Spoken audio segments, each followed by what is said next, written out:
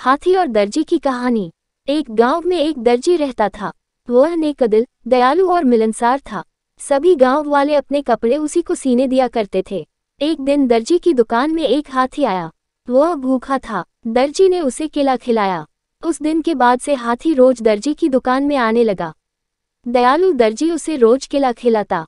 बदले में हाथी कई बार उसे अपनी पीठ पर बिठाकर सैर पर ले जाता। दोनों की घनिष्ठता देखकर गांव वाले भी हैरान थे। एक दिन दर्जी को किसी काम से बाहर जाना पड़ा। उसने अपने बेटे को दुकान पर बिठा दिया। जाते जाते वह उसे केला देते हुए कह गया कि हाथी आए तो उसे खिला देना। दर्जी का बेटा बड़ा शरारती था। दर्जी के जाते ही उसने केला खुद खा लिया। जब हाथी आया तो उसके शैतानी दिमाग में एक शरारत सूझी। उसने एक सुई ली और उसे अपने पीछे छुपाकर हाथी के पास गया। हाथी ने समझा कि वह केला देने के लिए आया है, इसलिए अपनी सूंड आगे बढ़ा दी। उसके सूंड बढ़ाते ही दर्जी के बेटे ने उसे सुई चुभो दी। हाथी दर्द से बिलबिला उठा। ये देखकर दर्जी के लड़के को बड़ा मजा आया और वह ताली बजाकर खुश होने लगा। दर्द से बिलबिलाता हाथी गांव की नदी की ओर भागा। वहां जाकर उसने अपनी सूंड पानी में डाल दी। कुछ देर नदी के शीतल जल में रहकर उसे राहत महसूस हुई। उसे दर्जी के लड़के पर बड़ा गुस्सा आ रहा था।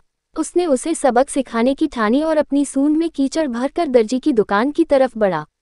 दर्जी के लड़के ने जब फिर से हाथी को आते देखा तो सुई लेकर बाहर आ गया। वह हाथी के पास आते ही उसे सुई चुभाने के लिए आगे बढ़ा, मगर हाथी ने सूंड में भरा सारा कीचड़ उस पर उड़ेल दिया। लड़का दुकान के दरवाजे के सामने खड़ा था। वह ऊपर से नीचे तक कीचड़ से लथपथ हो गया। दुकान के अंदर भी छिटक गया और लोगों द्वारा दिए गए कपड़े भी गंदे हो गए। उसी समय दर्जी भी अपना काम निपटाकर दुकान वापस आया। वहां की ये हालत देखकर उसे कुछ समझ नहीं आया। उसने अपने बेटे से पूछा तो बेटे ने सारी बात बता दी।